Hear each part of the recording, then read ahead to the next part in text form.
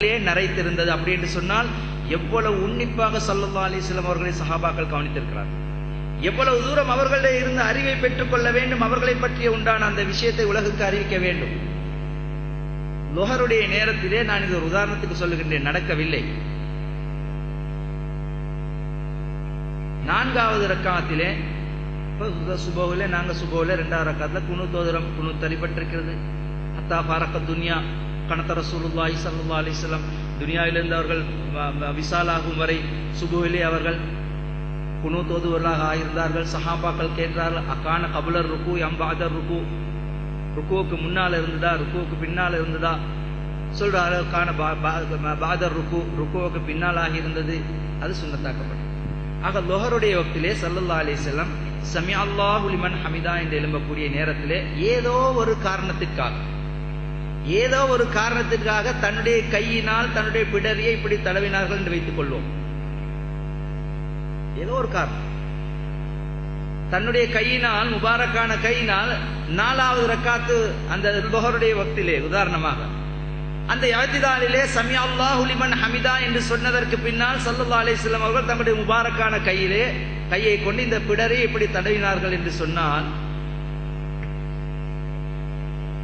சஹாபாக்கள் அதனையும் ரிவாயத்து செய்திருப்பார்கள்.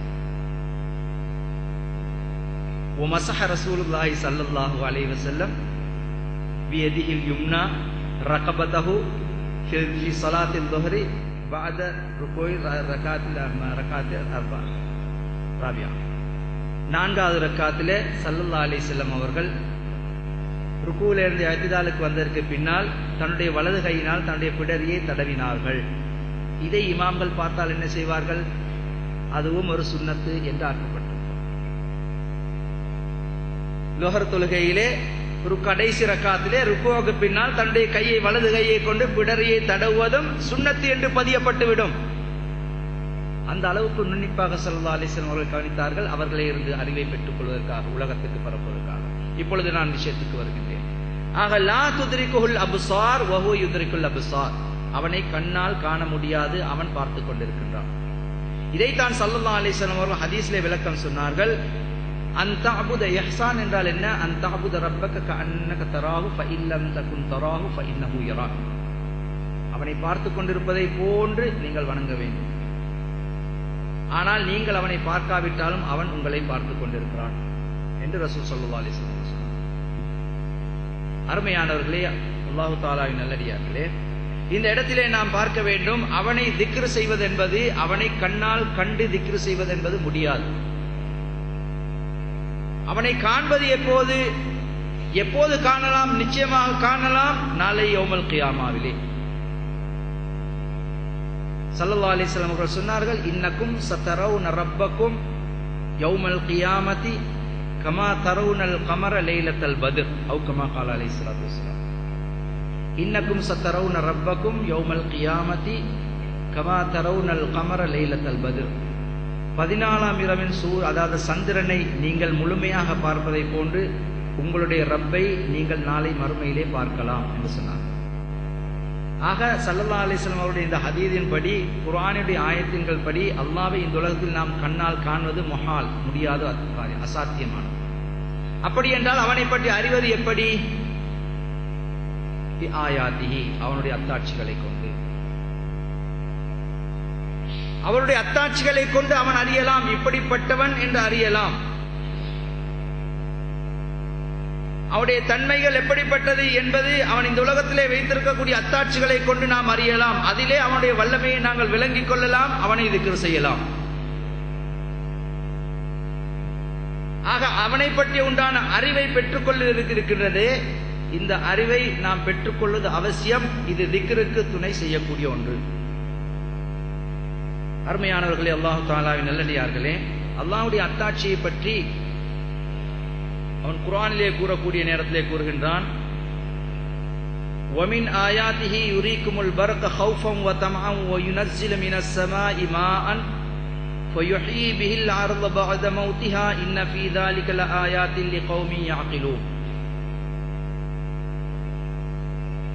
அத்தாட்சிகளை பற்றி அல்லாஹ் தஆலா எத்தனையோ சொல்லுகின்றான். இந்த உலகத்தில் இருக்கக்கூடிய எல்லா விதமான பண்ணுகள், கலைகள், எல்லா ஆர்ட்ஸ்கள், விவசாயமா அல்லது பௌதீகமா, ரசாயனமா, பயாலஜியா, பாட்னிக்கலா, எல்லா பற்றி உண்டான விளக்கத்துக்கும் ஆயாத்துகளாக அத்தாட்சியாக அல்லாஹ் தஆலா குர்ஆனிலே ஆயத்து நிறைய இருக்கிறது. நிறைய ஆயத்துகள் இருக்கு. அல்லாஹ் தஆலா குர்ஆனிலே கேட்கிறான், அஃபரஐத்துமுல் மா அல்லதி தஷ்ரபூன் அன்தும் அன்ஸல்துமூஹு மினல் முஸ்னி அம் நஹ்னுல் முன்ஸிலூன். நீங்கள் குடிக்கக்கூடிய தண்ணீரை நீங்கள் சிந்தித்தீர்களா, பார்த்தீர்களா? அன்தும் அன்ஸல்துமூஹு மினல் முஸ்னி அம் நஹ்னுல் முன்ஸிலூன். மேகத்திலே இருந்து அதை நீங்கள் இறக்குகின்றீர்களா அல்லது நாங்கள் இறக்கி தருகின்றோமா? சிந்தியுங்கள். அஃபலா தஷ்குரூன், நீங்கள் நன்றி பாராட்ட வேண்டாமா? இதே மாதிரி எத்தனையோ ஆயத்துகள். அதிலே ஒன்றுதான் இங்கே நான் உதாரணத்துக்கு எடுத்துக்கொண்ட ஒரே ஒரு ஆயத்து. இது மட்டுமல்ல, குர்ஆனிலே எண்ணிலடங்காத ஆயத்து அவனுடைய அத்தாட்சியை உறுதிப்படுத்துகிறது. وَمِنْ آيَاتِهِ يُرِيكُمُ الْبَرْقَ خَوْفًا وَطَمَعًا. நன்றாக கவனிக்க வேண்டும். முஃபஸ்ஸிரீன்கள் அழகான விளக்கம் எழுதுகின்றார்கள். நாம் இந்த உலகத்திலே எதையுமே தேவையான அறிவு, தேவையில்லாத அறிவு என்று ஒதுக்க முடியாது. அறிவு என்பது ஒன்றுதான். உலகத்தின் அறிவு, ஆகிரத்தின் அறிவு என்ற பிரிவு கிடையாது. உலகத்தின் அறிவு இருந்தால்தான் ஆகிரத்தினுடைய அறிவை அறியலாம். எனவே நாம் நினைப்பதை போன்று துனியாவுடைய இல்மு இது தேவையில்ல, ஆகிரத்துடைய இல்மு. துனியாவுடைய இல்மு இருந்தால்தான் ஆகிரத்துடைய இல்மு உதவி செய்ய முடியும். அல்லாஹ் கூறுகின்றான், وَمِنْ آيَاتِهِ يُرِيكُمُ الْبَرْقَ خَوْفًا وَطَمَعًا. அவனுடைய அத்தாட்சிகள் நின்றும் உள்ளதாக இருக்கும். உங்களுக்கு அவன் காட்டுகின்றான் மின்னலை. அல்லாஹ் காட்டுகின்றான், அவன் உங்களுக்கு காட்டுகின்றான் மின்னலை. ஆனால் அந்த மின்னலை பார்க்கக்கூடியது எப்படி பார்க்கிறார்கள்? ஹௌஃபன் வத்தமஅன், பயத்தோடு ஒரு கூட்டம் பார்க்கின்றது, வத்தமஅன் ஆசையோடு ஒரு கூட்டம் பார்க்கிறது. ஆனால் மின்னல் ஒன்று, பார்க்கும் பார்வை வித்தியாசம், ரெண்டு விதமான வித்தியாசம். ஹௌஃபன் வத்தமஅன், பயத்தோடு ஒரு கூட்டம் பார்க்கிறது, வத்தமஅன் ஆசையோடு ஒரு கூட்டம் பார்க்கிறது. அந்த மின்னலிலே இருந்து எதை எடுத்துக் கொள்ளலாம், அதிலே இருந்து என்ன படிப்பினை கிடைக்கின்றது, அந்த வெளிச்சம் வருவதனால் என்ன நடக்கின்றது, அதிலே இருந்து எனக்கு தேவையானதை பெற்றுக் கொள்ளலாமா என்ற ஆசையோடு அதிலே ஆராய்ச்சி செய்பவன் ஆசையோடு பார்க்கிறான். மின்னலை பார்த்தால் தன்னுடைய கண் போய்விடும், அதிலே இருந்தால் தன்னை சுட்டெரித்து விடும், தன்னை கரித்து விடும், நான் எரிந்து விடுவேன் என்று நினைக்கக்கூடியவன் ஹௌஃபன் பயத்தோடு பார்க்கிறான்.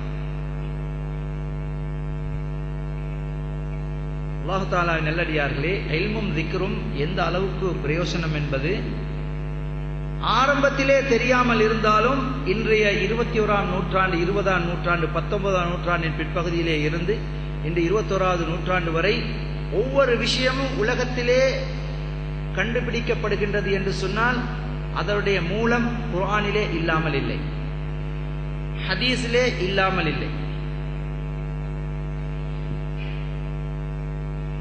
நாங்கள் அல்லாஹ்வை தொழுகின்றோம், இஷ்ராக் தொழுகின்றோம், துஹா தொழுகின்றோம், மற்றும் முன்னான ஃபர்துகளை தொழுகின்றோம். எல்லா தொழுகையிலேயும் ரக்காத்துகளிலேயும் எல்லா விஷயங்களையும் ஒரு முறை செய்யும்படி ஸல்லல்லாஹு அலைஹி வஸல்லம் அவர்கள் எங்களுக்கு காட்டி தந்து, சுஜூதை மட்டும் ஏன் 2 தடவைகள் செய்ய சொன்னார்கள்?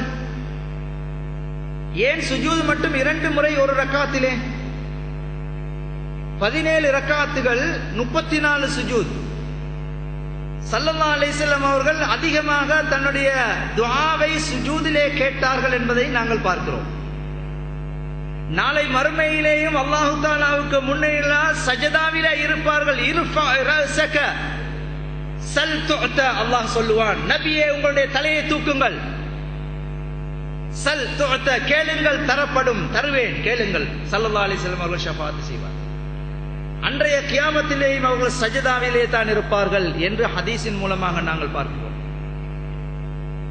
தொழுகையிலே ஏன் சஜதாவை 2 முறை ஆக்கப்பட்டது என்று அவர்கள் தொழும்படி சொன்ன நேரத்திலே எங்களுக்கு விளங்கவில்லை.